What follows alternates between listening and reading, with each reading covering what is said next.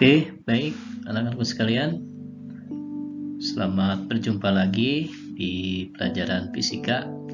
Assalamualaikum warahmatullahi wabarakatuh. Melanjutkan materi yang minggu lalu ya anak-anakku sekalian, tentang arus searah, arus DC, direct current, nama lainnya. Kemarin kita sampai hukum 1 Kirchhoff ya. Nah, sekarang kita akan mempelajari hukum keduanya. Anak-anakku sekalian, hukum Kirchhoff itu mengatur perjalanan arus dalam satu rangkaian arus listrik ya. Seperti halnya mobil diatur oleh lampu lalu lintas di jalan yang sibuk. Supaya tidak terjadi tabrakan, maka ada lampu lalu lintas dan lain sebagainya ya. Ada aturan-aturan lalu lintas. Nah, sama dalam sebuah rangkaian arus yang kompleks nanti, yang rumit. Nah, supaya tidak saling bertabrakan, arus itu diatur dalam hukum Kirchhoff. Yang pertamanya sudah kita pelajari minggu lalu ya. Jika ada arus yang menuju suatu titik cabang, jumlah arus yang menuju satu titik cabang, maka dia akan sama jumlahnya dengan arus yang keluar dari titik cabang tersebut. Sigma I masuk sama dengan sigma I keluar ya. Itu yang minggu lalu. Nah, mari kita lanjutkan dengan hukum keduanya. Nah, anak-anakku sekalian, inilah penemu hukum Kirchhoff itu ya, Gustav Robert Kirchhoff. Nama aslinya, beliau seorang Jerman, berkebangsaan Jerman. Nah, apa yang diatur anak-anakku sekalian di hukum kedua Kirchhoff ini ya? Ini kalau dengan kata-kata, dengan kalimat itu panjang ya memang ya, tapi kalau dengan rumus, dengan persamaan ini singkat. Jadi intinya dalam sebuah rangkaian tertutup, arus listrik maksudnya, jumlah aljabar gaya gerak listrik epsilon, nah yang ini ya, kadang ditulis epsilon seperti kadang ditulis E, gaya gerak listrik itu dengan penurunan tegangan. I kali R itu kan penurunan tegangan dari hukum Ohm yang kemarin, I sama dengan I kali R, jadi ke I kali R itu kan tegangan ya. Jadi sekali lagi, di dalam sebuah rangkaian tertutup, jumlah aljabar gaya gerak listrik sigma E, sigma epsilon dengan penurunan tegangan, jumlah penurunan tegangan sigma I kali R itu harus sama dengan 0. Nah, intinya itu bunyi hukum Kirchhoff itu. Apa maksud penurunan tegangan sampai dengan 0 itu? Berarti tidak ada energi listrik yang hilang dalam rangkaian tersebut. Contoh rangkaian yang ada di lamar ini ya, sesuai dengan hukum kekekalan energi. Artinya semua energi listrik bisa digunakan atau diserap oleh berbagai alat listrik yang ada di sini. Ini contoh sederhana ya, contoh rangkaian tertutup. Yang ini lambang resistor kan ya, yang warna merah ini, yang hijau ini lambang ya, betul, sumber tegangan atau batu baterai. Yang panjang ini positifnya, ini yang lebih pendek ini negatifnya, ini GGL ya. Apa bedanya GGL dengan tegangan? Gaya gerak listrik itu besar tegangan sebelum arus mengalir, jadi belum dipakai gitu ya batu baterainya. Nah, ketika arus mengalir, ketika batu baterai misalkan menghidupkan lampu, misalkan ya mengalir dalam rangkaian ini, maka itu jadi tegangan ya. Jadi itu bedanya antara GGL dengan tegangan. Oke, anak-anakku sekalian, sekali lagi, sigma E, sigma epsilon, jumlah semua gaya gerak listrik dijumlahkan dengan semua jumlah tegangan atau penurunan tegangan harus sama dengan 0 ya. Nanti kita cari bagaimana cara menyelesaikan hukum 2 Kirchhoff ini. Seperti biasa, ini satuan-satuannya GGL, karena GGL juga tegangan kan ya, sebelum arus mengalir satuannya volt sama penurunan tegangan atau V atau I kali R, volt juga, arus listrik ampere, R hambatan luar, Ohm hambatan luar ya, yang ini hambatan luar. Di sini sebenarnya ada hambatan R kecil, hambatan dalam, cuma di sini tidak diperlukan dalam pembahasan ini. Oke, kita lanjut. Nah, ada minimal 3 langkah cara menyelesaikan hukum 2 Kirchhoff ini, ya. Nah, yang pertama, ini biasanya arus nih yang ditanyakan, yang mengalir di sini ya, berapa jumlah arus yang mengalir. Pilih rangkaian untuk masing-masing lintasan tertutup dengan arah tertentu. Ini rangkaiannya ya. Nah, menentukan arah loop, ini loop tuh yang melingkar ini, yang warna ungu. Sebenarnya bebas ya, tetapi jika memungkinkan, usahakan searah dengan arah arus listrik. Bagaimana menentukan arah arus listrik? Gampang kan ya, dulu udah belajar tuh di SMP juga di Sanawiyah ya, dari positif ke negatif, jadi dari sini ke sini arah arus listrik itu ya. Nah, ini sesuai dengan panah ini I, arah arus listrik.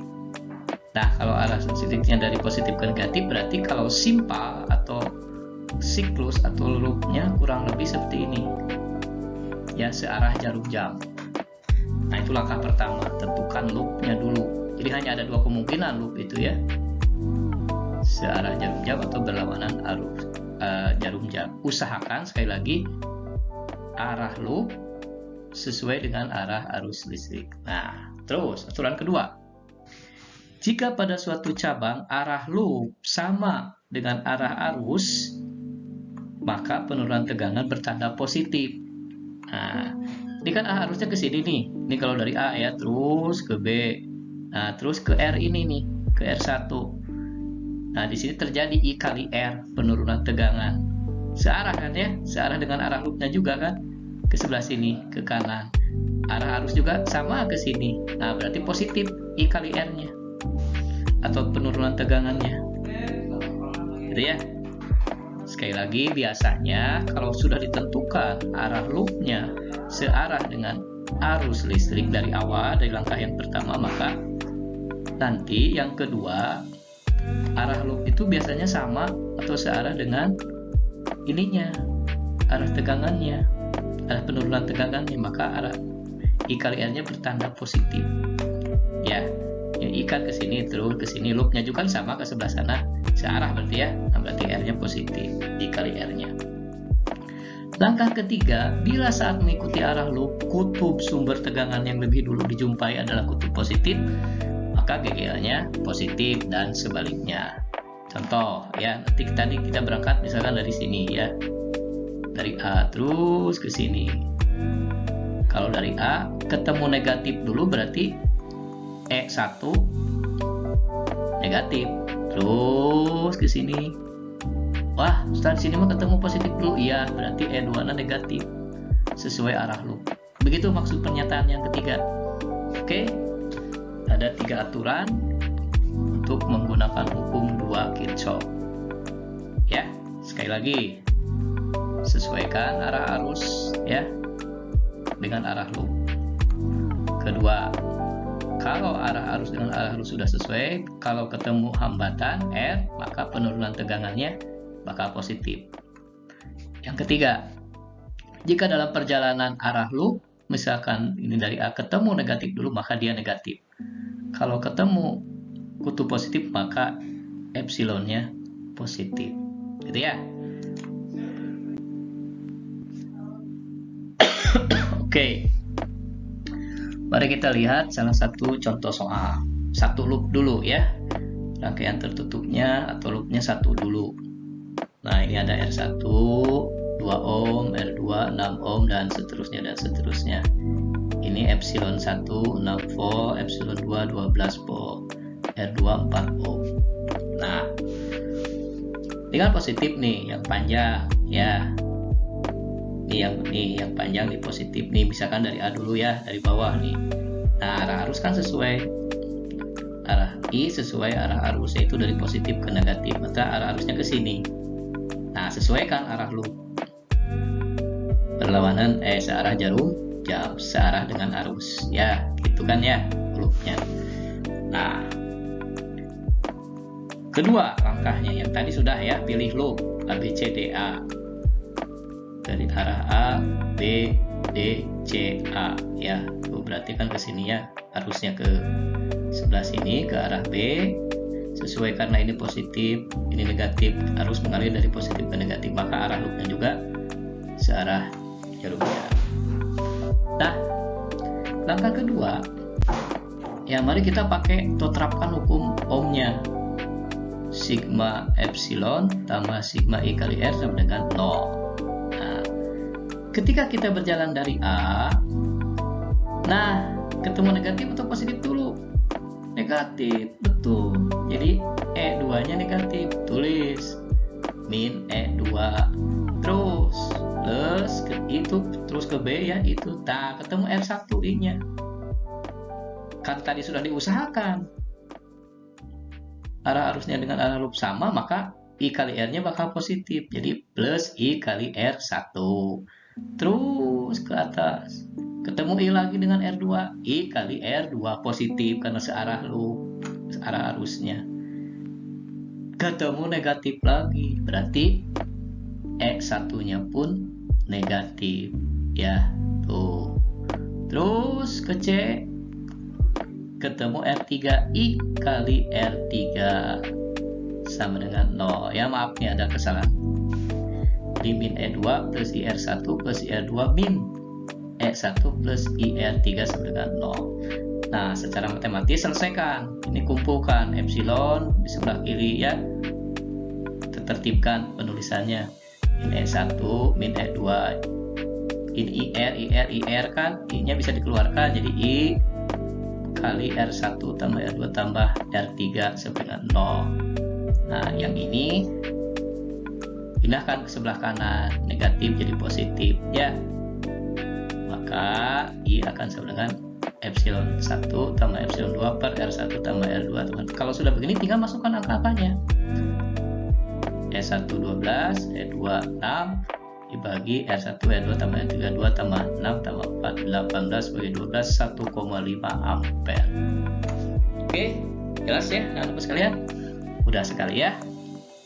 Insyaallah pasti kamu bisa. Ini kalau pada satu loop contoh soalnya. Baik. Bagaimana sekarang kalau dua loop? Nah, ini dua loopnya ya. Nah, ini satu di sini, nanti yang kedua di sini. Nah, ini soalnya diberikan rangkaian yang terdiri dari dua buah loop, E1 6 Po, E2 9 Po, E3 12 Po. Tentukan kuat arus. I1 berarti yang melalui R1, R2, I2 berarti yang melalui R3, I3.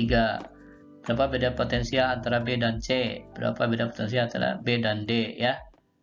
Nah, ini gambarnya, gambar soalnya. Baik, sama aja seperti tadi, cuma dua kali ya. Loop 1 dan loop 2, caranya sama aja seperti tadi. Nah, sekarang langkah-langkahnya ya, seperti tadi. Menentukan arah arus dulu ya, menentukan arah arus dulu. Contoh kita berangkat dari A ya. Ini kan positif nih yang panjang, nanti ke sini arusnya terus ke sini ya. Nah, yang melalui R1 kita beri nama R1, yang melalui R3 kita beri nama R3 ya. Yang melalui R2 nanti kita beri nama ini dulu lah ya. Pastikan dulu ini. Karena arusnya ke sebelah sini, maka loopnya juga ke sebelah sana, searah jarum jam, loop 1. Nah, biasanya kalau loop 1 berlawanan jarum jam, yang ini loop 2 nya sebaliknya, berlawanan jarum jam. Kalau ini searah, ini berlawanan, atau yang seperti tadi ya. Ini positif kan, yang panjangnya. Nah, terus kan pakaikan ini ya. Nah, biasanya kalau ini berlawanan searah jarum jam, yang ini berlawanan jarum jam. Nah, anak sekalian, di loop 2 kalau loop satunya berlawanan searah jarum jam, maka loop 2-nya berlawanan jarum jam. Maka nanti kita dapat mengamati gambar seperti ini. Ya, yang melalui R2 kan arahnya ke sini, arusnya nih ini positif, terus ke sini ini 2 ya. Nah, yang harus hati-hati ini di sini nih, di titik cabang B.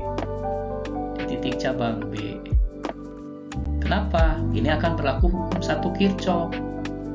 hukum 1 Kirchhoff mah tentang arus ya, sigma I masuk sama dengan sigma I keluar. Hukum kedua mah tentang tegangan, hukum Kirchhoff itu yang barusan kita bahas. Nah, di sini berlaku hukum Kirchhoff. Yang masuk ke B mana saja menurut kalian? Betul, I1 dan I2 yang masuk ke B, yang keluar I3. Sigma I masuk, mana sigma I masuk itu berarti I1 tambah I2 akan sama dengan sigma I keluar, yang keluar tuh I3, berarti I3 akan sama dengan I1 tambah I2 ya, menurut gambar ini. Kemudian setelah itu masukkan hukum Kirchhoff tentang arus atau hukum Kirchhoff 1. Langkah ketiga, langkah keempatnya masukkan hukum Kirchhoff tegangan. Yang hukum Kirchhoff 2 itu yang ini, yang hukum Kirchhoff tegangan. Nah, seperti apa? Kita lihat nih. Nah, ini dia, ini yang tadi ya, gambarnya yang tadi nih, nggak dirubah-rubah. Nah, sekarang kalian fokus loop 1. Loop 1. Loop 2-nya jangan dilihat ya, loop 2-nya jangan dilihat. Loop 2-nya jangan dilihat. Kan arahnya ke sini nih. Ya, ke sini. Nah, lihat kalau arahnya ke sini. Nah, E1 kan ketemu yang pendek dulu, berarti yang negatif ya. Berarti E1-nya negatif. Tuh. Terus ke sini, ke B, ke C, supaya ingin tahu E2 positif negatif. Nah, E2 positif karena ketemu yang panjangnya. Yang kutub positif, E2 positif. Ya. Nah, sekarang arusnya mulai dari sini, dari A. I kali R1 ya, karena R-nya tadi 2, udah kalikan I R1 jadi 2I1 tadi udah ya, I kali R, R-nya 2 ohm langsung, ini langsung nih 2I1 karena R1-nya 2. Terus ke sini, terus ke bawah kan ya, tuh ada I3 karena R3-nya 3, I kali R-nya berarti 3 kali I3, 3I3. Ini 3I3 ya, sama dengan 0. Nah, begitu ya. Ini di loop 1 nih, persamaannya yang ini nih, di loop 1. Ini E1 tambah E2 tambah 2I1 tambah 3I3.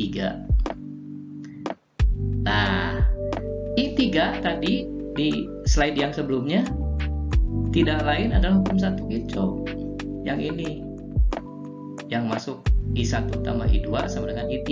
Nah, ini substitusikan I3 ini, I3-nya I1 tambah I2 kali 3, berarti 3I1 tambah 3I2. Oke, sekali lagi 3I3-nya substitusikan ini hukum Kirchhoff 1-nya yang di titik cabang B ini.